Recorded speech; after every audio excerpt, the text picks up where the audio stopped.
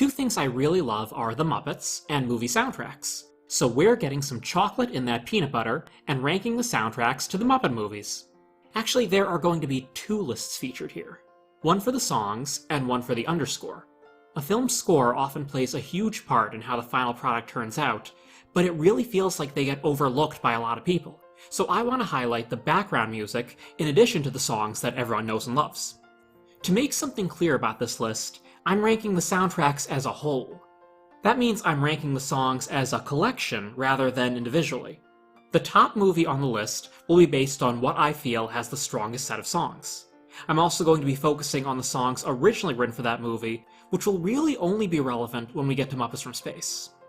As I so often do, I'm going to have to set some rules for this list to narrow things down. I'm talking about the theatrical movies featuring the main Muppet characters. Not made-for-TV movies and specials, and not Sesame Street movies or movies like Labyrinth. Just the theatrical films starring Kermit and Friends.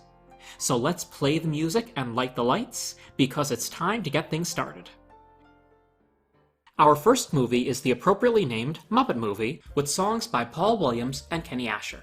Williams had previously written songs for the Emmett Otter's Jug Band Christmas TV special, and had collaborated with Asher several times before. Rainbow Connection is the first song, and quite possibly the greatest Muppet song of all time.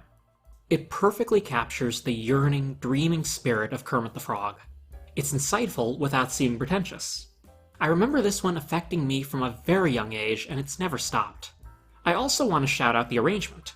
Kermit's simple banjo chords make way for a full orchestra that plays its collective heart out. I think I like the movie's mix more than the soundtrack. The film version emphasizes the strings and piano more.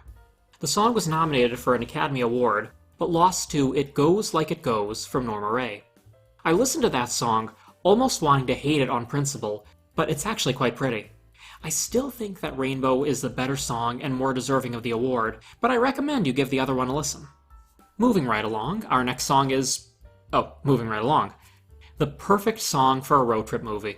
Kermit and Fozzie are such a great pairing, and it's largely because of Jim Henson and Frank Oz's chemistry. The jokes in the song carefully balance the line between clever and corny, much like the Muppets as a whole. Great lyrics. Can You Picture That is the first Electric Mayhem Band song we're seeing in this video, and it's truly far out. I can't really understand most of the lyrics, but I'm sure that's because I'm not on the same spiritual plane that they are. Enlightenment eludes me, but I can at least acknowledge how fun this number is. The movie's over-the-top love song, Never Before, Never Again, was originally going to be performed by Johnny Mathis. Jim Henson decided to have Miss Piggy sing it herself, and it was absolutely the right call. This is easily one of Frank Oz's best performances. I Hope That Something Better Comes Along is a rare duet for Kermit and Rolf, both performed by Jim Henson. It's a fun lounge song that doesn't really add much to the story, but serves as a nice little diversion. The many dog and frog puns could easily get excessive, but the lyrics are so clever that they never overstay their welcome. It's actually pretty impressive. Gonzo gets the most emotional song in the movie, I'm Going to Go Back There Someday. Yes, even more emotional than Rainbow Connection. Although Kermit's Rainbow song has achieved immortality, Gonzo's yearning ballad while looking to the stars is equally deserving. Quiet, melancholy, but not without hope, it fits the scene perfectly.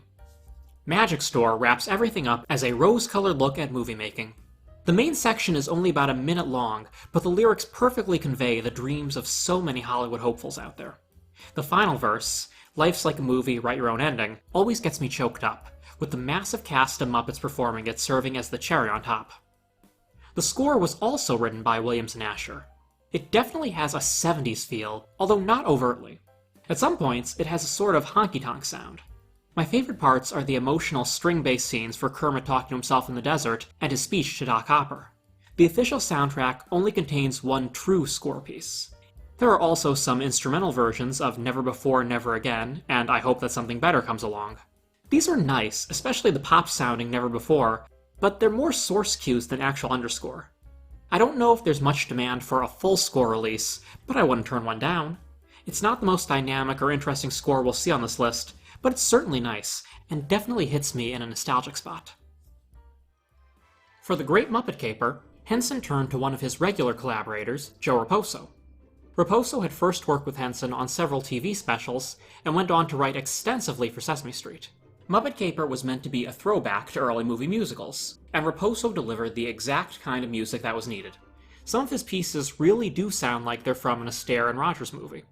Hey, a Movie is a fantastic beginning, setting the tone for everything to follow. This is going to be a fun, silly experience.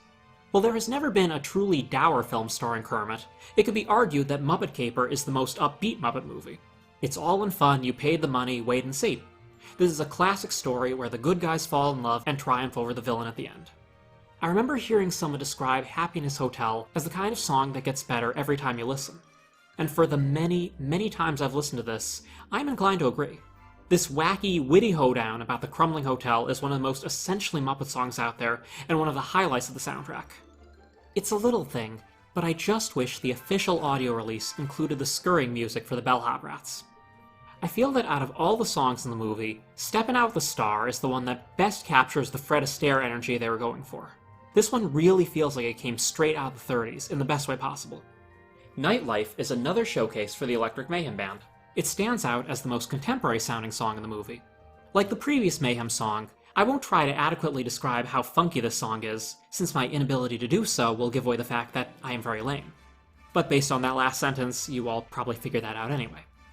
The first time it happens, a show-stopping dance led by Miss Piggy is another highlight. It clinches the romance between Piggy and Kermit, introduces Nikki as a love triangle, and has some standout choreography for humans and puppets alike. This song also got nominated for an Academy Award, but lost to Arthur's theme from Arthur. That song is also quite good, but they're difficult to compare. You have a throwback to the golden age of Hollywood versus a very 80s sounding ballad. The Academy, often favoring the flavor of the month, was naturally going to choose this one. Couldn't We Ride is a lovely, breezy song, although I think the action on screen kind of outshines the music. People will always be dazzled by Muppets on bikes. I feel that I've often been kind of unfair to Miss Piggy's fantasy. The scene is truly impressive, and the song is hilariously over the top. However, at this point in the movie, I'm often getting restless, waiting for the actual Muppet Caper to happen. This is filler, but at least it's very good filler. This film and the Muppet Movie are the only two films on the list to have the songs and score be written by the same composers. This gives both movies a sense of musical cohesion that the others don't always have. I'm going to go off on a little tangent here, but it's mostly relevant. I've seen a lot of interviews with composers for animated films who say something along the lines of, "I didn't want to score this like a cartoon." This is a bit frustrating as a fan of animation, since most animated films haven't been scored like a cartoon since the late 70s. Leonard Rosenman's epic score to the 1978 Lord of the Rings might be the only good thing about that movie. Furthermore, there's an art to properly scoring a Bugs Bunny cartoon, so this attitude also comes off as a little dismissive of the forefathers of animation music. With all that in mind, when they say, "I didn't want to score it like a cartoon," I think they're imagining something like the score Raposo wrote. There's a lot of very cartoony music in this, and it does fit the tone. Like I said, this is the most upbeat Muppet movie out there, with nothing being taken truly seriously. I have a feeling Raposo delivered exactly what Henson ordered. And it's not all just cartoon material. The official soundtrack has a handful of score tracks, which cover most of the highlights. The glitzy music for London and Lady Holiday, for example, is delightful. The music for the caper itself is also great, complete with a fun football march. I'd recommend listening to the official tracks for the best experience with Raposo's score. The Muppets Take Manhattan featured songs by another Sesame songwriter, Jeff Moss. Since the movie was all about Kermit and friends trying to stage their own Broadway musical, Moss had plenty of opportunity to write some great, vintage show tune style material. Together Again opens the movie. Most of the song actually consists of Kermit quietly scatting a bit over the main titles, and the actual song portion is just two verses repeated a few times. The simplicity works, and the result is a catchy, infectious little ditty. Dr. Teeth gets a solo song with You Can't Take No for an Answer. Even though it's upbeat, you can still feel the growing frustration of Kermit and the rest, and the dread sinking in that their dreams may be dead. All three of these movies so far has had a song meant for the Electric Mayhem Band, or at least one member in this case. However, this will prove to be the last Mayhem song on this list. At least it's a good one. I really love the lyrics in Saying Goodbye, arguably one of the saddest Muppet songs. They appear simple, but they really do boil down the complicated emotions we all feel when we have to leave each other into something everyone can relate to. Both Moss and Raposo had a real gift for this, that is often reflected in their Sesame Street material, but I think it might be best reflected here for Moss. I'm debating whether or not to really count Rathscat as a song, since there aren't any real lyrics. That being said, even though this could have been a scene that was entirely dependent on the impressive visual effects, I've happily listened to Rizzo's vocals on their own many times. It really does hold up. One of the centerpieces of Manhattan is Piggy's fantasy about knowing Kermit as a baby. I'm Gonna Always Love You is often regarded as the song that inspired the Muppet Babies show. Most likely, the song was written to promote the show, or they were developed around the same time. I have a copy of the second draft of the movie screenplay, which instead features Piggy fantasizing about married life with Kermit. At some point in production, it was changed to the baby fantasy we know and love. It's a great sequence and a great song. The catchy 50s rock sound would go on to essentially define the musical style of the Muppet Babies series. The grand finale of the movie is basically one big impressive medley, one song after the next. It begins backstage with Right Where I Belong. This is actually one of my favorite songs in the movie, although I wouldn't be surprised if it flew under some people's radar.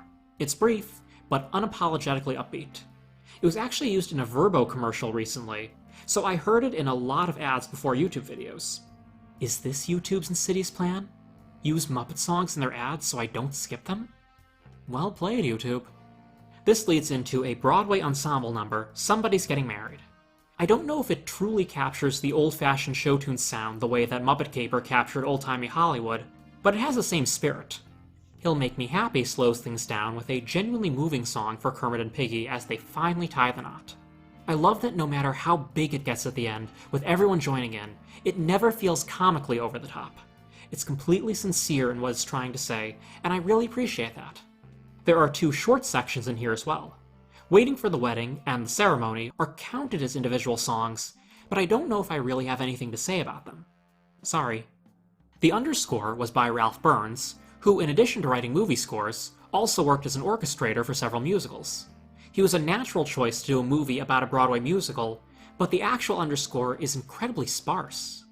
Most of the score consists of a few brief musical stings to function as scene transitions. There's some peppy music when Piggy's on skates, a great jazzy piece when everyone's searching for Kermit, and the Manhattan Melodies overture that plays over the credits, but that's really about it. That comes to about maybe 5 minutes of notable music. To be clear, I'm not saying that Burns was slacking. Muppets Take Manhattan has a lot of great sequences, but they're generally a bit more intimate for a Muppet movie and rely almost solely on character interactions. Burns didn't score these scenes because there's not really much you can do with them from a musical standpoint. Even the scene where Kermit vows to the city below that he'll find his friends works better without any music. Having the scene unscored gives a sense of uncertainty, like Kermit is just shouting into the void. While the score is nothing to write home about, I think the choice to barely score it at all works in the movie's favor. Jeff Moss's songs for Muppets Take Manhattan would go on to be collectively nominated for Best Song Score, but it lost to Purple Rain by Prince. And hey, if the Muppets are going to lose to anyone, at least it was Prince. The Muppet Christmas Carol marked Paul Williams' return as the songwriter. The movie is, of course, an adaptation of a literary classic. Even with its fun, Muppety spin on things, it takes itself seriously when it needs to, focusing on a bitter old man's miraculous redemption. And Williams' songs reflect both these aspects. The song Scrooge does a great job of establishing the film's tone. It won't be entirely happy-go-lucky like Muppet Caper, but it's still a movie with singing vegetables. It begins on a somber note before turning into an upbeat song about London's most hated man. It's like if the villagers in the opening song of Beauty and the Beast openly despised Belle instead of considering her a curiosity. One More Sleep Till Christmas is probably my favorite of the songs. It really captures the holiday spirit perfectly, and it sounds extra earnest when sung by Kermit. There have been many musical versions of A Christmas Carol, but Marley and Marley might take the prize for the best Jacob Marley song. And not just because it has twice the Marleys that you normally get. I really like its dark sense of humor, its Eastern European-sounding orchestration, and its unconventional rhyme scheme. In writing musicals, there is almost always a song, or 5, that gets cut along the way. Joe Raposo wrote at least 2 songs for Miss Piggy that were cut from Muppet Caper, although we only have the lyrics for them at the moment. Muppet Christmas Carol is the first time we're able to hear the cut songs. Room in Your Heart and Chairman of the Board were recorded but never filmed. Thus, I will not count them in this particular rundown, although they're both a lot of fun. When Love Is Gone, meanwhile, was filmed, cut from the theatrical version, reinstated for the VHS release, and then cut again in later releases. I went over its complicated history in a lot more detail in my Muppet Christmas Carol video, but to sum it up, It's a nice song. A bit slow, but very important to the movie as a whole, and doesn't feel right without it. It feels like Christmas is another standout. Just like Kermit's song captured the sentimental feeling of Christmas Eve, this song captures the joy ideally felt on Christmas Day. It's infectiously catchy, and Jerry Nelson's performance as the Ghost of Christmas Present is unrivaled. Bless Us All borders on being overly saccharine, but never quite gets there. Tiny Tim is a hard character to get right, because he's more of an archetype than an actual person. Robin the Frog, again performed by Jerry Nelson, manages to find the sweet spot between cloying and genuine cuteness, much like the song itself. Again, it's completely sincere, and that goes a long way in a movie like this. Sincere seems to be the word of the day because that's more true than ever with A Thankful Heart. In an interview with Vulture, Paul Williams explained that this was the first project he'd worked on after a long battle with drug addiction. A Thankful Heart was not only written for Scrooge, it was written for himself, thankful to have conquered his demons and come out on the other side. The joy that Williams felt translated perfectly to the story. The movie's underscore was written by regular Frank Oz collaborator Miles Goodman. Like the songs, it perfectly reflects the story. This score always gives me the warm and fuzzies, right from the opening notes in the main title. I really don't know how accurate the orchestrations are to the movie's time period, but something about it just sounds like a Dickensian Christmas. I like that Goodman was able to write his own themes, while also managing to weave some of Williams' songs into the score. Oftentimes, when separate people are doing the songs and score, there's not as much overlap as you'd imagine, but Goodman is able to make the score fit in with the songs, while also having its own identity. I also wanted to make note of Chris Caswell, who primarily worked as an arranger for the movie, but also wrote the fun big band piece the Electric Mayhem plays at Fosdick's Party. Only a few minutes of the score have ever been officially released on the movie's soundtrack, but I really hope we'll get an expanded score release one of these days. For Muppet Treasure Island, songwriting team Barry Mann and Cynthia Weil put together a great roster of production numbers. This is a fun, bombastic adventure movie, and the songs needed to be just as over the top. This is probably best exemplified in the opening song, Shiver My Timbers. This is a pirate adventure in song form. It goes to some darker territories we haven't really seen in a Muppet movie, while not going completely somber. You have a line like, "The devil himself would have to call them scum," that gets balanced out by the fact it's sung by a Muppet monkey. It sets the spooky tone well, but it's fun enough that the kids in the audience won't be put off. It's hard to resist singing along to this one. Something better is the archetypal I Want song. One thing about the songs in this movie, they're all big. There's no quiet, introspective songs to be found, no lighthearted, bouncy ditties. This is a go big or go home movie. And I love that even Jim Hawkins, Gonzo, and Rizzo just singing while cleaning grows to this swelling orchestral sound by the end.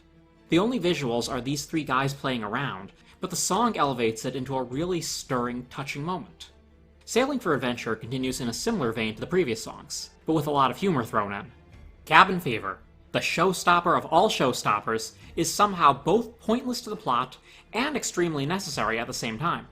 That's the point of the song, to be pointless.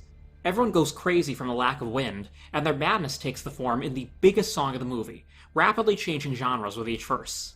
It's very, very hard to imagine the movie without Cabin Fever. I've actually read a draft of the script that doesn't include the song, and I'll tell you, it feels very different. If I had to choose a favorite song in this movie, which would be a difficult task, I would probably pick A Professional Pirate. It's not just because it's led by Tim Curry, although that certainly helps. To me, this is the song that fully captures the spirit of Muppet Treasure Island. Fun, bombastic, and ever so piratey. Boom Shakalaka is an outlier, falling into the same "can I call this a song" category as Rathscat. It's more of a chant than a song, with the orchestra swelling into a truly spellbinding crescendo. Perhaps it's not a surprise that this unconventional song is the only one not written by Mann and Weil. Instead, it's by Hans Zimmer and Nick Lenny Smith. We'll talk more about Mr. Zimmer when we get to the score section. Love Let Us Hear is a wonderfully unconventional take on what could have been a very conventional love song. The song itself is quite lovely, but it's even better when sung by Kermit and Piggy while hanging upside down over a cliff. I don't know why, it just is. I didn't think Love Power, the credit song, was originally written for Muppet Treasure Island, but apparently it was. It sounds very different from anything else in the movie, but it still makes me smile. The movie's score was written by Hans Zimmer, with additional music by Harry Gregson Williams. Although I generally enjoy Hans Zimmer's music, it should be noted that he does use a lot of ghostwriters in his business practice, and it's not always clear how much of the music he actually writes for his projects. That being said, Muppet Treasure Island has a phenomenal score.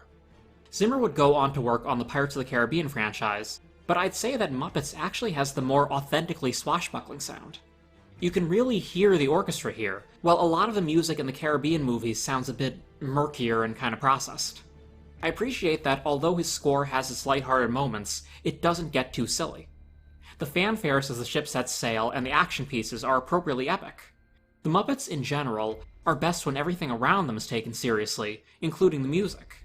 Again, I'm hoping that we'll get a complete release of the movie's score someday, but the half hour that's officially available is still a great listen. Muppets from Space is the outlier of the bunch, since it's not a musical.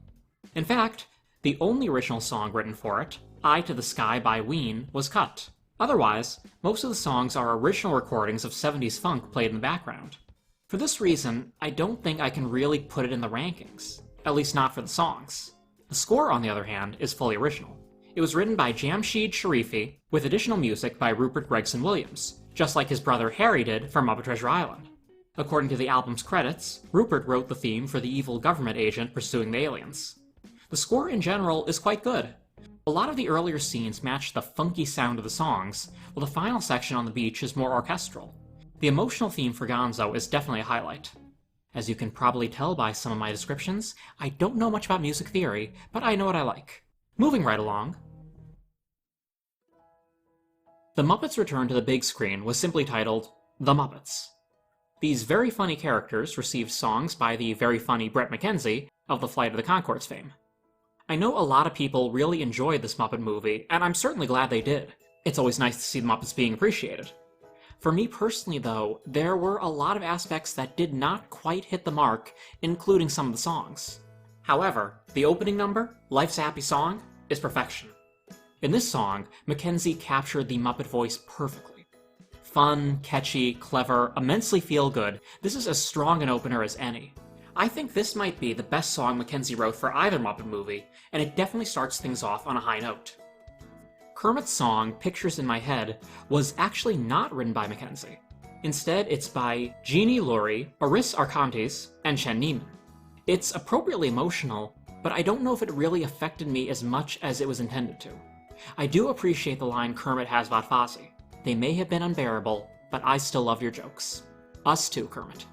Me Party brings us back to the Mackenzie songs, although this one is co-written by Paul Roman. This is a song I should like. It's Miss Piggy and Amy Adams doing a duet. What's not to like? Unfortunately, it just doesn't really do it for me.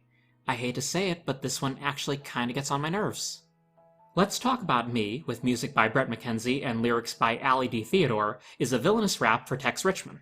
There's also a deleted operatic segment that goes into his backstory. For whatever reason, I just can't really get into this one, with or without the cut section. Walter and Gary's duet, Man or Muppet, marks the Muppets finally winning the Oscar for Best Song. It does feel a bit like a hollow victory, though, since there was only one other song nominated, Real in Rio from Rio. Were there no other songs of note that year? Academy weirdness aside, it's a solid ballad. Unfortunately, it's indicative of one of the biggest problems I personally had with this movie. I like Jason Segel. I like Amy Adams. I like Peter Linz. But I'd rather be watching Kermit, Piggy, and Fozzie than Gary, Mary, and Walter, and a lot of the movie's focus was on these three new characters. I think my friend summed up the best. I don't care if he's a man or a Muppet. I want to see the real Muppets. The Muppet Telethon features two song covers, an all-chicken version of Forget You, and a barbershop quartet version of Smells Like Teen Spirit. I really love these two bits. They seem exactly like the kind of thing Jim Henson himself would have done on The Muppet Show, especially Teen Spirit. That is a moment of brilliance. Walter whistles an original piece by Andrew Bird, The Whistling Caruso.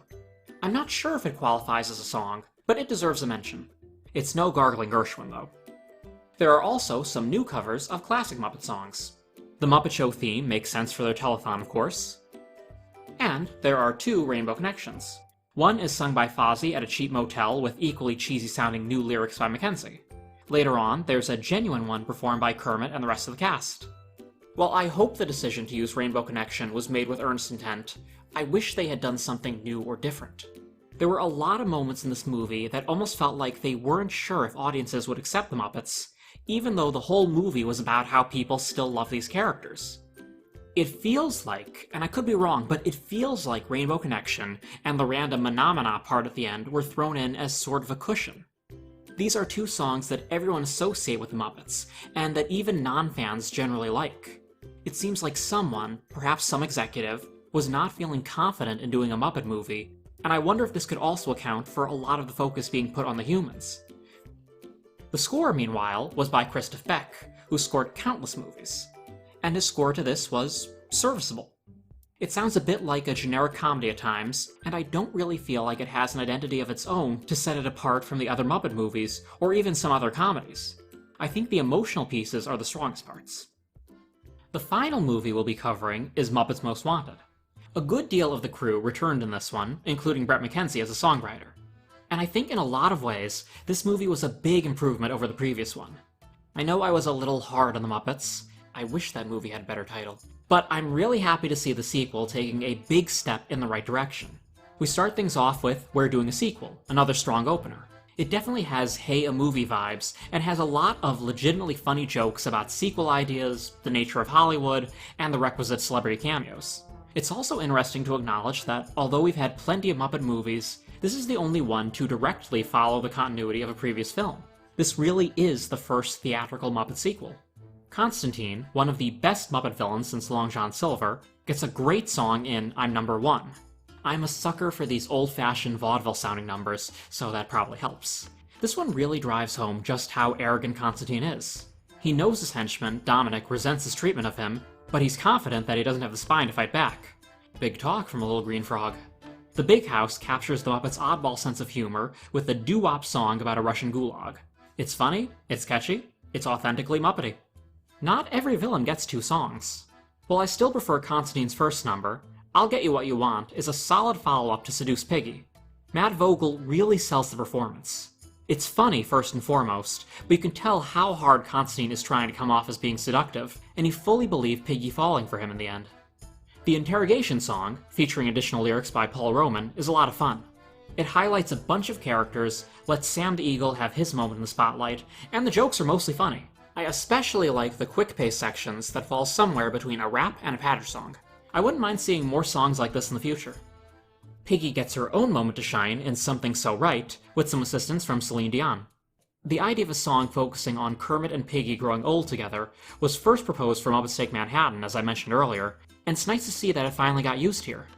Much like Never Before, Never Again, Piggy's performance is funny, but the genuine emotion behind it shines through the whole time. This is how you do a Muppet love song. Once again, we get some Muppet covers of several pre-existing songs. In this case, they're moves like Jagger, Coal Mine, and Macarena.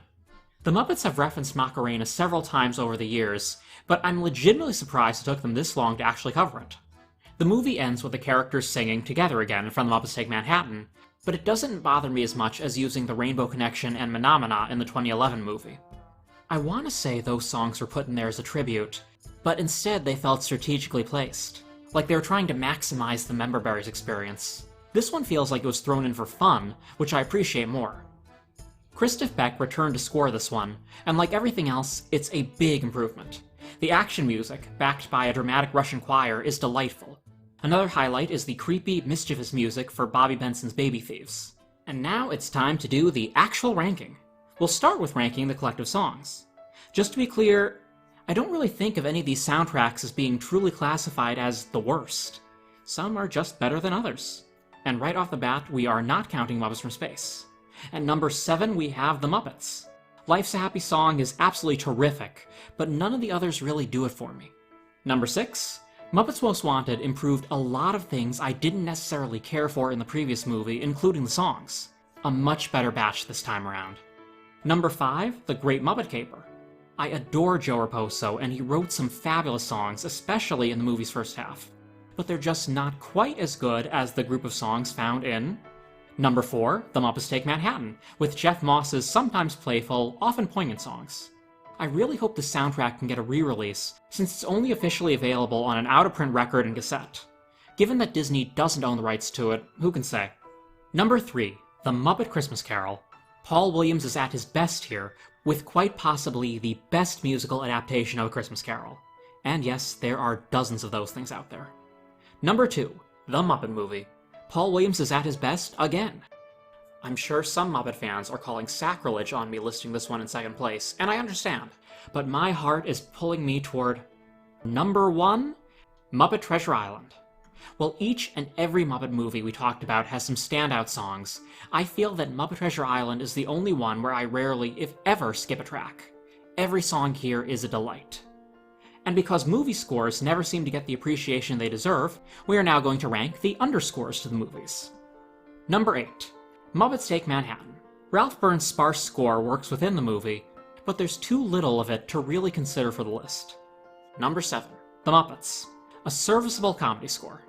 I feel like I'm condemning Christoph Beck by faint praise, but I assure you, we'll see him again higher up. Number 6, The Muppet Movie. There are some very nice moments here, and the score certainly has its own identity. It still feels just a little middle of the road to me, though. Number 5, The Great Muppet Caper. I know I gave Raposo a bit of flack for his excessively cartoony music, but there are enough highlights in here to put it higher on the list. Number 4, Muppets from Space. A nice score, especially the final couple of tracks. Certainly worth hunting down. Number 3, Muppets Most Wanted. Christoph Beck gets a chance to better show his talent with a more action-heavy score.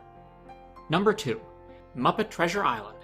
Hans Zimmer and company deliver a wonderful, seafaring score that has fun with the material without going into full parody mode. At number 1, we have the Muppet Christmas Carol. No matter what season it is, when I hear this music, it feels like Christmas. Warm, fuzzy, and heartfelt, just like the Muppets themselves. And that should do it. I know quite a few of you will disagree with this one, but that's kind of how every ranking video goes, isn't it? Either way, I would love to hear your thoughts. There's not much else to say other than thank you for watching.